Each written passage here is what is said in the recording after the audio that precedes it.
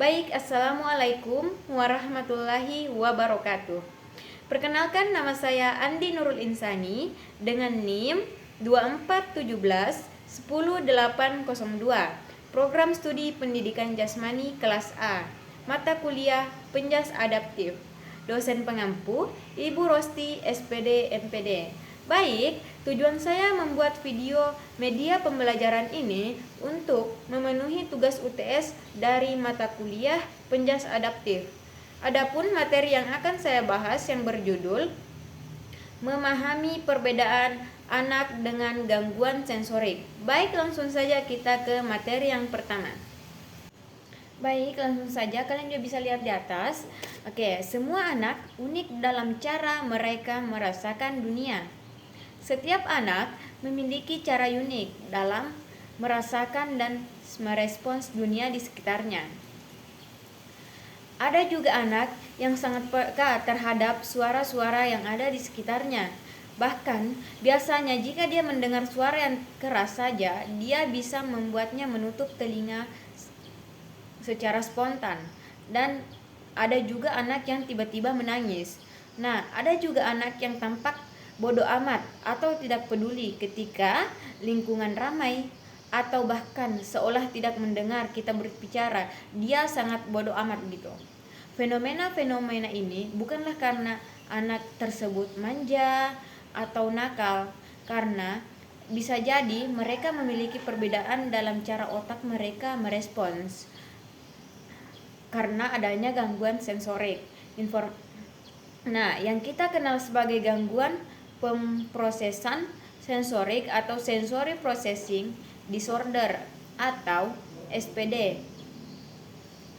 Gangguan sensorik bukan masalah perilaku, melainkan cara otak anak bekerja, cara otak anak menerima, cara otak anak menyaring, bahkan cara menafsirkan rangsangan dari panca indera. Jadi, anak dengan gangguan sensorik atau SPD sebenarnya sedang berjuang untuk memahami dunia yang terasa terlalu bising, terlalu cerah, terlalu keras, atau bahkan terlalu membingungkan bagi mereka. Baik, yang pertama saya akan menjelaskan apa itu gangguan sensorik. Gangguan sensorik atau sensory processing disorder atau SPD adalah kondisi ketika otak kesulitan mengatur, memproses, dan menafsirkan rangsangan sensorik yang datang dari lingkungan maupun dari diri sendiri. Rangsangan sensorik ini bisa berasal dari yang pertama, indera penglihatan atau visual, yang fungsinya untuk melihat cahaya, melihat warna, dan melihat gerakan. Yang kedua ada indera pendengaran atau auditori. Fungsinya untuk mendengar suara, mendengar musik, dan mendengar kebisingan-kebisingan. Yang ketiga ada indera peraba atau taktil, merasakan sentuhan, tekstur, dan suhu. Yang keempat ada indera penciuman dan perasa atau olfaktori dan gustatori. Ini fungsinya untuk mencium bau dan rasa. Yang kelima ada indera keseimbangan atau vestibular. Ini fungsinya untuk pergerakan tubuh, posisi kepala. Yang keenam ada indera proprioseptif, yang fungsinya kesadaran posisi tubuh dan tekanan otot. Pada anak dengan gangguan sensorik, otak tidak mampu menyaring dan mengelola informasi tersebut dengan tepat. Akibatnya, anak mungkin yang pertama dapat terlalu peka atau over-responsive atau bereaksi berlebihan terhadap hal-hal kecil, misalnya menutup telinga saat mendengar suara keras atau menolak sentuhan. Yang kedua, kurang peka atau under responsive. Biasanya tampak tidak menyadari rangsangan di sekitarnya, misalnya tidak bereaksi saat dipanggil atau merasa sakit ketika terjatuh, atau tidak merasa sakit ketika terjatuh. Yang ketiga, selalu mencari sensasi atau sensory seeking. yaitu aktif mencari pengalaman sensorik tertentu seperti berputar-putar, melompat terus-menerus, atau menyentuh berbagai benda tanpa henti. Nah, gangguan ini bukan masalah perilaku, tetapi semata, tetapi berkaitan dengan cara kerja sistem saraf pusat dalam mengatur input sensorik. Jika tidak ditangani, gangguan sensorik ini dapat mempengaruhi konsentrasi, kemampuan belajar, interaksi sosial, serta emosi anak. Baik, langsung saja. Yang kedua, mengenal 7 sistem sensorik pada anak. Kebanyakan orang hanya mengenal 5 panca indera klasik: penglihatan, pendengaran, penciuman, indera pengecapan, dan indera peraba. Padahal dalam ilmu perkembangan anak, kita mengenal 7 sistem sensorik utama yang semuanya berperan sangat penting dalam perilaku dan pembelajaran anak. Oke, baik, langsung saja. Yang pertama ada visual atau indera penglihatan. Ini berfungsi untuk mengelola warna, melihat cahaya, bentuk, jarak, dan pergerakan benda. Nah, yang kedua ada auditori. Ini yaitu indera pendengaran. Fungsinya mengenali suara, arah, datangnya bunyi, serta perbedaan volume dan nada. Nah, yang ketiga ada olfaktori atau indera penciuman. Nah, indera tersebut menafsirkan berbagai bau, penting untuk rasa aman dan kenyamanan. Yang keempat ada gustatori, yaitu indera pengecap. Indera tersebut membantu anak membedakan rasa manis, asin, pahit, maupun asam. Yang kelima ada taktil atau indera peraba. Nah, merasakan sentuhan, suhu, tekstur, dan tekanan pada kulit. Yang keenam ada vestibular atau indera keseimbangan, berhubungan dengan posisi kepala, orientasi tubuh terhadap gravitasi, serta kemampuan bergerak tanpa penglihatan keseimbangan. Yang ketujuh ada proprioseptif atau posisi tubuh, memungkinkan kita tahu posisi tubuh dan kekuatan otot tanpa melihat. Misalnya, tahu seberapa keras harus menendang bola atau seberapa kuat memegang pensil. Ketika salah satu sistem ini tidak bekerja dengan optimal, seluruh koordinasi tubuh dan perilaku anak bisa terganggu. Nah, anak bisa tampak canggung, mudah lelah, sulit fokus, atau emosinya mudah naik turun. Baik, langsung saja yang ketiga, tipe dan ciri anak dengan gangguan sensorik. Mari kita lihat lebih detail 3 tipe umum gangguan sensorik berikut, lengkap dengan contoh situasi dan di kehidupan sehari-hari. Yang pertama itu ada over responsive atau terlalu peka. Anak ini terlalu peka dengan keadaan. Anak dengan tipe ini bereaksi berlebihan terhadap rangsangan ringan. Bagi mereka, dunia terasa terlalu banyak, terlalu keras, terlalu cerah, bahkan terlalu kasar.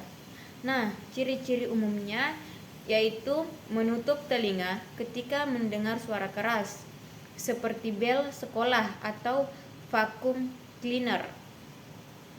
Menolak memakai pakaian tertentu karena terasa gatal-gatal atau terasa menusuk, dan takut disentuh, bahkan dipeluk ataupun dicium tiba-tiba.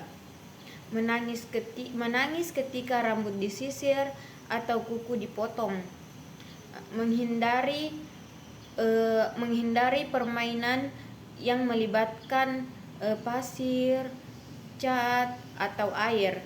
Contoh kasus dari yang saya jelaskan di atas, ketika bel sekolah berbunyi, sebagian besar anak hanya kaget sebentar, tapi anak dengan over responsif biasa panik, menutup telinga, bahkan berlari mencari tempat aman.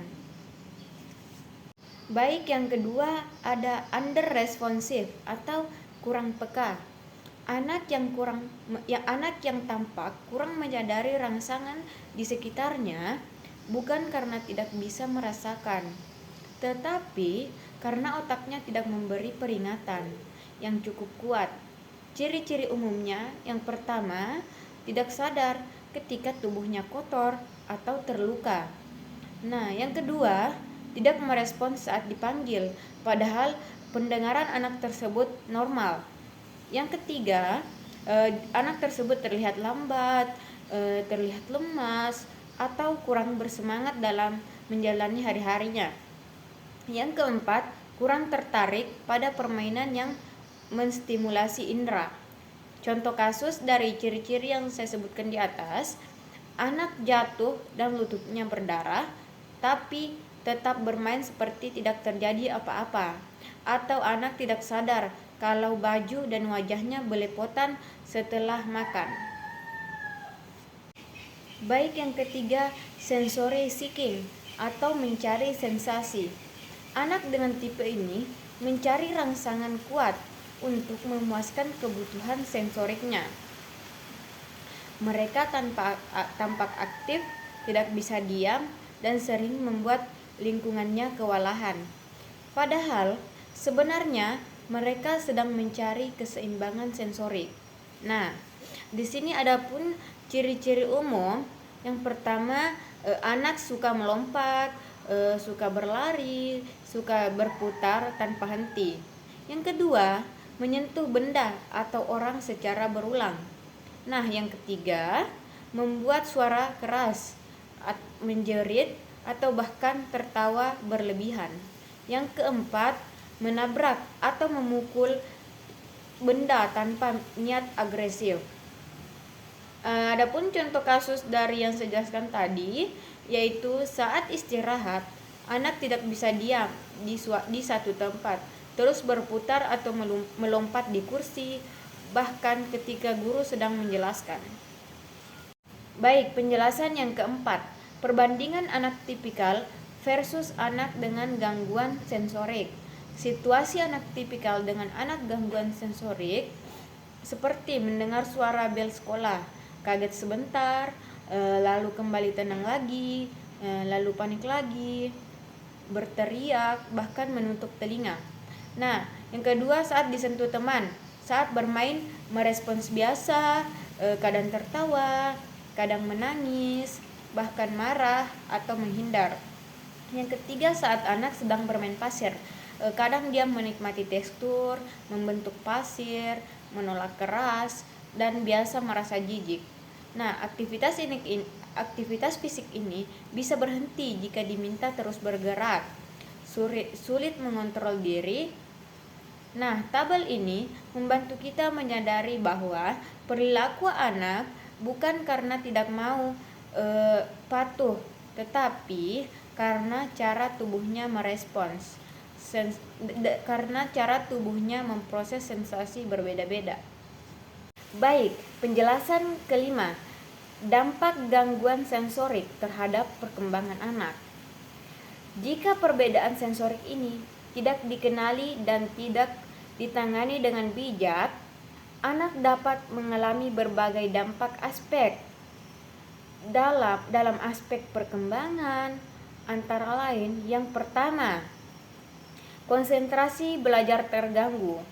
Anak sulit fokus belajar karena terganggu oleh suara, cahaya, bahkan tekstur pakaian yang ia kenakan. Akibatnya, prestasi anak tersebut bisa menurun. Prestasi akademik anak tersebut bisa menurun. Nah, yang kedua ada interaksi sosial. Anak bisa dijauhi oleh teman-temannya karena temannya menganggap anak ini aneh, bahkan dianggap nakal atau tidak mau bermain dengan anak tersebut. Padahal mereka sebenarnya sedang berjuang dengan sistem sensoriknya sendiri. Yang ketiga, kemandirian terhambat. Anak menolak berpakaian, makan, atau mandi sendiri karena sensasi nyaman pada kulitnya. Oke, yang keempat, masalah emosi dan perilaku. Anak mudah marah, kadang tantrum, atau menarik diri. Lama-kelamaan, hal ini bisa memengaruhi kepercayaan diri mereka. Baik, penjelasan yang keenam, strategi pendampingan di rumah dan sekolah. Nah, bagian ini sangat penting. Anak dengan gangguan sensorik tidak perlu dimarahi atau dipaksa untuk berubah. Yang mereka butuhkan adalah lingkungan yang adaptif dan dukungan yang konsisten. Berikut strategi praktis yang bisa diterapkan oleh guru maupun orang tua anak tersebut. Nah, langsung saja. Yang pertama, ciptakan lingkungan yang nyaman. Karena seorang anak yang memiliki gangguan sensorik butuh lingkungan yang nyaman, yaitu kita dapat mengurangi kebisingan berlebih di kelas atau di rumah. Yang pertama, gunakan pencahayaan lembut, hindari lampu terlalu terang. Yang kedua, sediakan area tenang untuk anak yang menenangkan diri ketika dia merasa kewalahan. Yang ketiga, gunakan jadwal visual atau gambar kegiatan agar anak merasa aman dengan rutinitas yang dapat diprediksi. Baik, langsung saja ke strategi yang kedua. Kenali dan hormati perbedaan sensorik. Amati reaksi anak terhadap berbagai aktivitas yang mereka lakukan. Jangan memaksa anak untuk ikut kegiatan yang membuatnya panik. Berikan alternatif, misalnya jika anak tidak suka dengan cat tangan, boleh menggunakan kuas atau sarung tangan. Validasi perasaan anak. Kamu merasa tidak nyaman ya? Tidak apa-apa, kita cari cara lain. Itu contohnya. Yang ketiga, berikan stimulasi sensorik positif.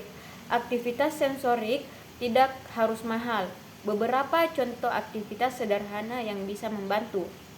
Yang pertama, bermain pasir, kinetik atau tepung. Yang kedua, melukis dengan jari atau spons. Yang ketiga, mengayun perlahan di ayunan atau bola besar. Yang keempat, berendam air hangat untuk menenangkan sistem saraf. Menggunakan alat bantu sensorik seperti fidget toy, bantal berat atau weighted blanket, atau musik yang lembut. Untuk anak sensori seeking, beri aktivitas fisik terarah, misalnya melompat tali, menendang bola, memindahkan benda berat, atau membantu mengangkut buku atau membantu mengangkat buku.